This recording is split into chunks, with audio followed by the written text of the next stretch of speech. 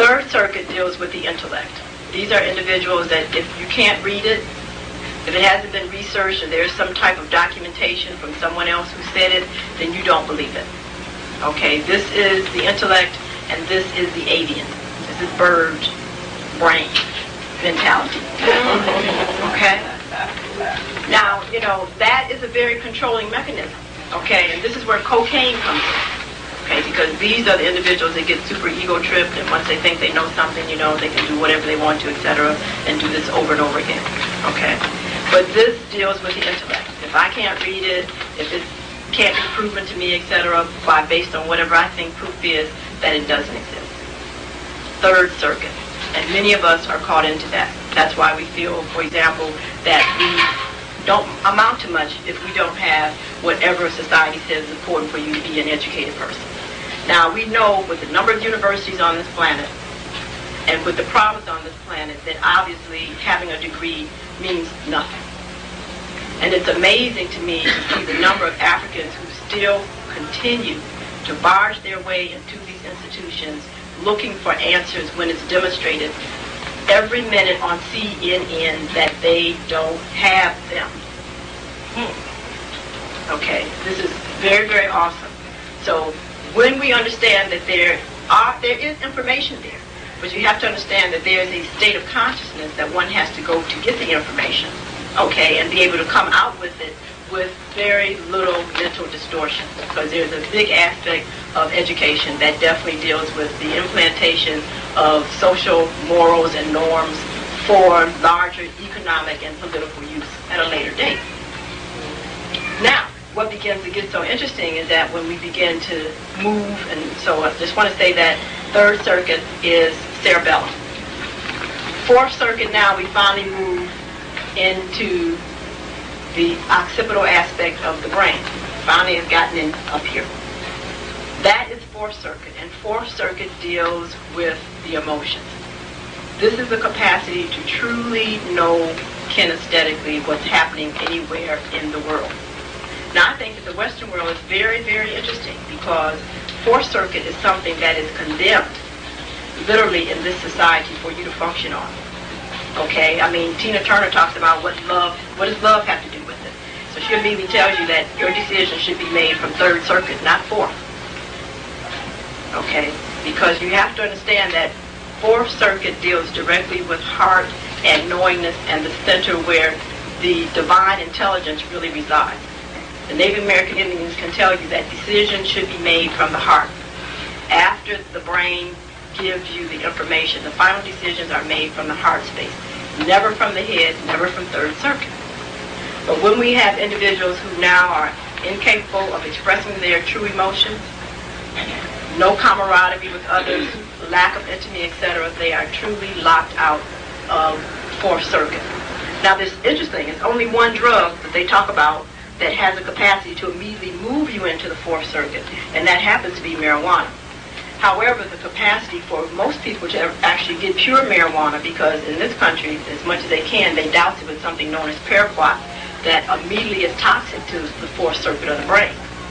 So if you're dealing with that here, you are actually poisoning yourself and bringing about destruction because of what they hook on to the THC molecule.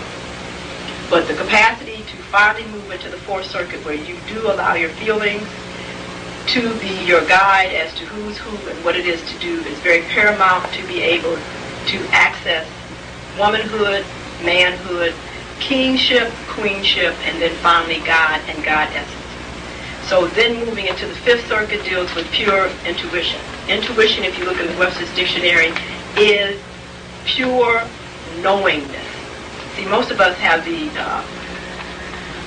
subconscious definition, and that was truly interestingly created, that intuition is not a fact. It is a fact. It actually is a capacity to perceive past, present, and future at the same time.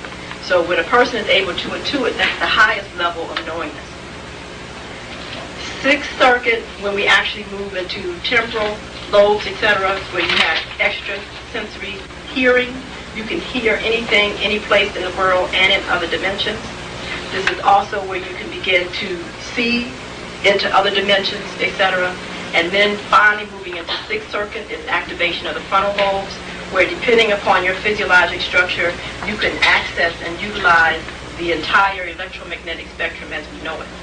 Now, it's very interesting, and a distorted perception of what I'm talking to you about was elucidated in Lawnmower Man. Okay, any of you that actually saw Lawnmower Man, it's a very profound movie, because actually what they did is externally give this, what we call idiot savant, the neurotransmitters, which means that they gave him the liquid aspect of the thoughts that are necessary to activate all of these different levels of the brain. Now, do understand what I'm saying, because I'm telling you that every thought that you have is a chemical reality in your blood, and therefore determines the entire quality not only of your physical body, but of your entire life. Because we are now talking about electromagnetic attraction.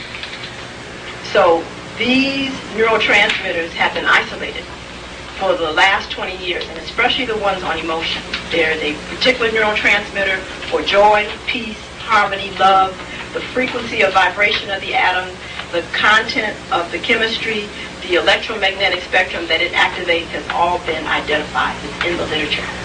So therefore, it's understood that exposing a person to a particular sound, particular color, to a particular frequency of light actually will create neurotransmitters that will immediately put a person in a particular mindset of thought.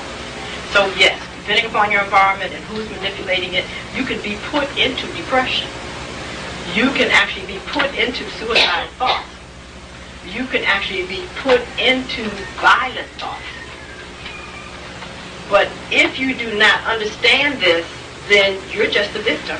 And you will carry out these acts, and then you will then have a sociological reason to be prosecuted and incarcerated. So they've been doing these kind of experiments for a very, very, very long time. And it's very interesting that most of it has been done on us. The prisons have been main human guinea pig areas, and so have been the Head Start centers and the public schools. Because the first part of my book talked about the tens of thousands of children whose blood has been taken to actually elucidate the growth curves of the African child. So mothers who are so willing to take their children to these areas to get their blood drawn, to have their children have substances introduced into their bodies that they have no idea what it is. Okay, whatever it is that they allege, have no idea of the entity that they are actually feeding and what it might do to you later. See, it's very important that if you're going to be in a technological society, you must be technologically astute. Why don't you know what the Hubble telescope is? Why don't you know what it's looking at? Why don't you know what McDonnell aircraft is sending up every week? Why don't you know about the actual space station? Why don't you understand what's happening with the faults on the planet? Why don't you know that they already have maps of the United States where over 1/3 of the land mass is gone? You must know that, because you can't sit up and talk about, I'm going to go to school next year for the next 2 years and get a master's degree when the city ain't going to even be here. What are you talking about? Okay, you have to understand what your purpose is, and you have to understand that as long as you're committed to Earth, you've got to have something to stand on. Unless you've activated 6th or 7th Circuit, where then you can fly. Doesn't matter. Okay, but if you haven't done that yet, then for you to then learn how to do that, you've got to then have a stable foundation and understand where those areas of stability and instability are. Now, that says then, what is the priority? Because when we actually talk about existence, that means that, of course, you have to have a place to stay and food to eat, but the next thing you have to have is information. And you have to make sure that what you do invest in as far as food and clothing is appropriate. Most of the clothing and the food that Africans buy is totally worthless and definitely clogs up their body. Now that's awesome when you understand that you wear clothes that are dangerous for you. Okay, but again, you have to know who you are.